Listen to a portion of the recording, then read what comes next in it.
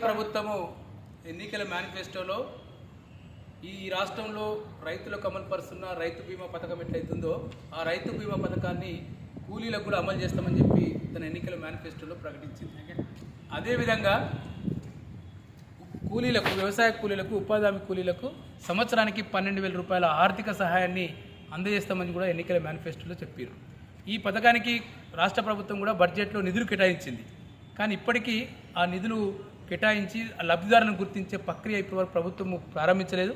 కాబట్టి వెంటనే ఈ ప్రక్రియను ప్రారంభించి ప్రభుత్వము కేటాయించిన బడ్జెట్ ప్రకారం అయితే ఈ రాష్ట్రంలో 10 లక్షల కుటుంబాలకు ఒక ఆర్థిక సాయం అందబోతున్నది. కాబట్టి మేము ఈ సందర్భంగా రేవంత్ రెడ్డికి కృతజ్ఞత చెప్తున్నాం. కానీ వెంటనే దాని అమలుకు ఒక ప్రక్రియను వేగవంతం చేయాలని చెప్పి కోరుతా ఉన్నాం. మీ దగ్గర ఆల్రెడీ డేటాబేస్ ఉంది, ఎన్ఆర్జీఎస్ వెబ్సైట్లో డేటాబేస్ ఉన్నది. ఆ ఎన్ఆర్జీఎస్ డేటాబేస్ ఆధారంగా యాక్టివ్ అయితే కూలీలు ఎవరైతే ఉపాధి హామీ పనిచేస్తున్నారో ఆ ఉపాధి హామీ పనిచేసే కూలీ కుటుంబాలకు వెంటనే మొదటి ప్రాధాన్యతన ఈ పథకాన్ని అమలుపరచాలని చెప్పి మేము కోరుతా ఉన్నాం.